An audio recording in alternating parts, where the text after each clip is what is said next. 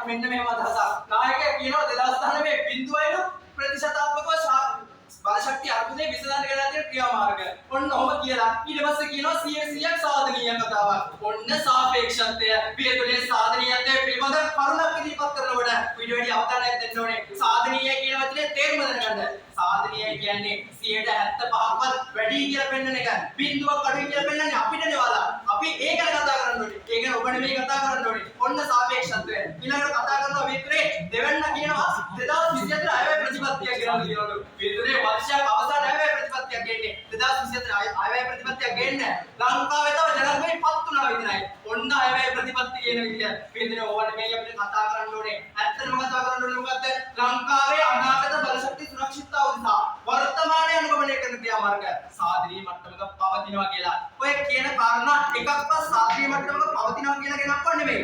ඇත්තම පරමාර්ථය වෙනවාලගේ බල ශක්ති සුරක්ෂිතකරණය සම්බන්ධයෙන් මෙන්න මේවා ගෙනල්ලා තියෙනවා කියලා. හැබැයි ඒවා අනාගතයට සුරක්ෂිත කරලා දෙන්න තැනදී ඔයාලා අසරණ වෙන තැනක් කියනවා. ඔන්න ඔහොමයි විතරේ කතා කරන්නේ. ඊළඟට අපේ තුන්වෙනිය කියනවා අවුරුද්දේ ඉන්නවලු න්‍යෂ්ටික බලාගාරයක් ගැන කියනවා. විතරේ න්‍යෂ්ටික බලාගාරයක් ලංකාවේ නිර්මාණය කරන එකට අපිත් කැමතියි. හැබැයි විතුනේ ඒ වුණාට මෙන්න මෙහෙම කතාවක් කියනවා. න්‍යෂ්ටික බලාගාරයක් ක්‍රියාත්මක කරන ප්‍රතිපත්තියක් ගෙනල්ලා දිනවලු. අපි කැමතියි ප්‍රතිපත්තිය බලන්න. හතරවෙනි ප්‍රතිපත්තිය පෙන්වන්න ඕනේ. වියත් මණ්ඩලයට පෙන්නලා ඒක සාක්ෂාත් කරගන්න ඕනේ. විතුනේ අපි එතුවක් අල්ලහලා නැහැ න්‍යෂ්ටික බලාගාරයක් ඉදිකිරීම පිළිබඳ ප්‍රතිපත්තියක් ගෙනල්ලා තියෙනවා කියලා. ඒ විතරක් නෙමෙයි විතුනේ න්‍යෂ්ටික බලාගාර ප්‍රතිපත්තිය ගැන කොච්චර කතා කරාද? ඒව ප්‍රතිපත්තියක් ගෙනල්ලා කියලා අපි අහලා නැහැ. අමුරු ප්‍රකාශ අයිපත්තු කරන කතාව ඇත්ත. අමුරු කණ එක එපා කියලා මේ නායකත්වයේ කියනවා. ඒ වුණාට ඔයාලා කතා කරනකොට LNG සමාගමක් ගැන කිව්වේ නෑ. ඒක මේ වෙනකොට සක්‍රිය පොත් කරගෙන යනවා කියලා කිව්වේ නෑ. ඒ විතරක් නෙමෙයි. පියදුනේ තාප බලාගාරය වැහුවා කිව්වා. හරි. සාම්පූර්ණ බලාගාරයට මොකද උනේ? ඒකත් ඔයාලා දෙවෙන්නේ නැත්නම් අපිද? ඒ පිළිබඳවයි කතා කරන්න ඕනේ. ඊළඟට කතා කරන්න තියෙන සම්ලම උදාහරණය. ජනතාවත් එක්ක හිටගන්න. ඔයාලා පෞද්ගලිකරණයත් එක්ක හිටගන්න. ඔයාලා සල්ලි තියෙන හින්දා. හැබැයි අපිට සල්ලි නෑ. අපි ජනතාව පැත්තේ හිටගන්නේ. තේරුම් ගන්න ඕනේ. පෞද්ගලිකරණය ආණ්ඩුවත් එක්ක එකතු වුණාට ආණ්ඩුව සූදානම් වෙන්නේ පෞද්ගලිකරණයට. කොමිස් යට ගහන්න, කොමිස් ටික එකතු කරගන්න. ඕවයි රාජ්‍ය ක්‍රියාමාර්ග.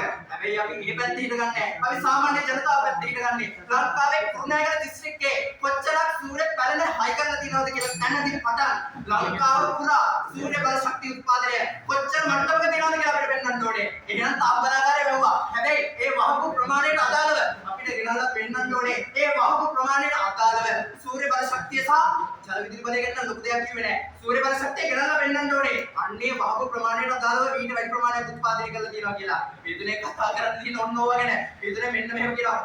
හම්බන්තොට හැදුවලු දෙවුන්දර දුර හැදුවලු ඔවා හැදුවා තමයි ඉතින් හදන එක කරන්න පුළුවන් ඕන කෙනෙක්ට. ඒවට ප්‍රතිපාදනය කරන්න පුළුවන් ඕන කෙනෙක්ට. හැබැයි අනාගත බල ශක්ති සුරක්ෂිත කරන්නේට ක්‍රියාමාර්ග ගෙනල්ලා පෙන්නන්න ඕනේ කියලා අනිත් එක හොඳට මතක තියාගන්න. අපි කියව නෙස්ටික් බල ප්‍රතිපත්තිය ගෙනල්ලා පෙන්නන්න ඕනේ. හතරවෙනි